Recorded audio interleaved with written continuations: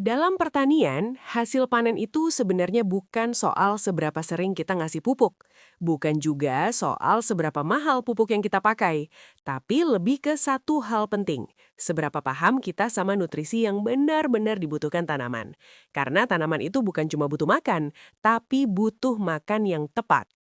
Secara umum, tanaman butuh dua jenis nutrisi utama, yaitu unsur makro dan unsur mikro. Unsur makro ini adalah nutrisi dasar yang dibutuhkan tanaman dalam jumlah besar. Contohnya nitrogen untuk pertumbuhan daun, fosfor untuk akar dan bunga, serta kalium untuk pengisian buah dan ketahanan tanaman. Penjelasan lengkap soal unsur makro ini sudah kita bahas di video sebelumnya ya Bolo. Bisa kamu cek di pojok kanan atas video ya. Nah, masalahnya sering ada di sini. Banyak yang mengira selama pupuk makro sudah rutin diberikan, tanaman pasti aman.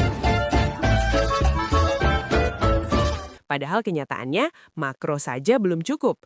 Ada nutrisi lain yang jumlahnya kecil, sering dianggap sepele, tapi justru mengatur hampir semua proses penting di dalam tanaman.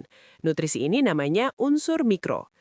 Unsur mikro memang dibutuhkan dalam jumlah yang sangat sedikit, tapi fungsinya besar banget. Kalau kita analogikan, unsur makro itu seperti mesin utama, sedangkan unsur mikro itu tombol, sensor, dan sistem pengaturnya. Mesin boleh besar dan kulat, tapi tanpa tombol dan sensor, kerjanya nggak akan maksimal. Begitu juga tanaman. Tanpa unsur mikro, pupuk makro yang kita kasih seringkali jadi kurang efektif. Unsur mikro ini ada banyak jenisnya, dan masing-masing punya tugas sendiri. Kita mulai dari yang paling sering dibutuhkan tapi jarang disadari, yaitu boron. Boron punya peran besar di proses pembungaan, pembentukan buah, dan pengisian biji. Kalau boron tercukupi, bunga jadi lebih kuat dan peluangnya berubah jadi buah jauh lebih besar.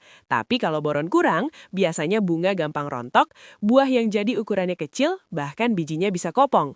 Yang bikin tricky, boron ini sensitif. Kurang bermasalah, kebanyakan juga nggak bagus. Jadi benar-benar harus pas. Berikutnya kita bahas zinc, atau sering juga disebut seng.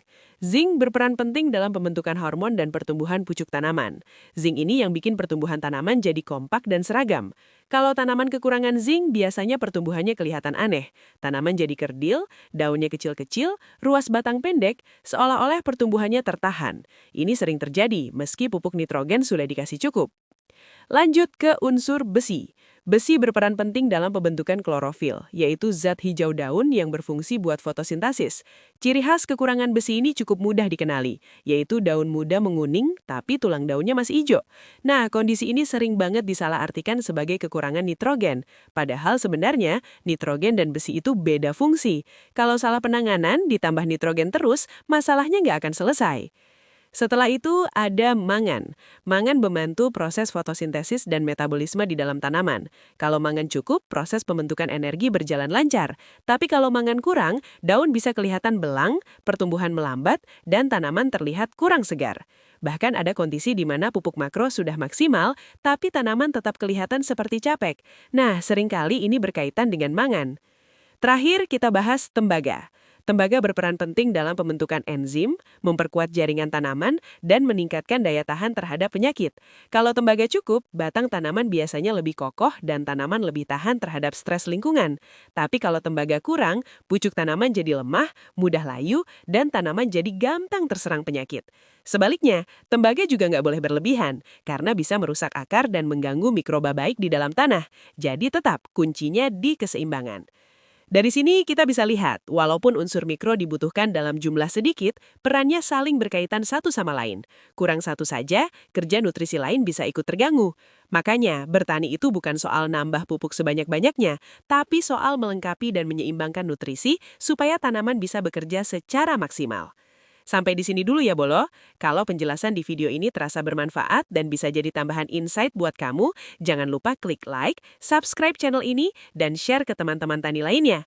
Tulis juga di kolom komentar tanaman apa yang lagi kamu rawat dan kendala apa yang sering kamu hadapi. Nanti kita bahas bareng di video berikutnya.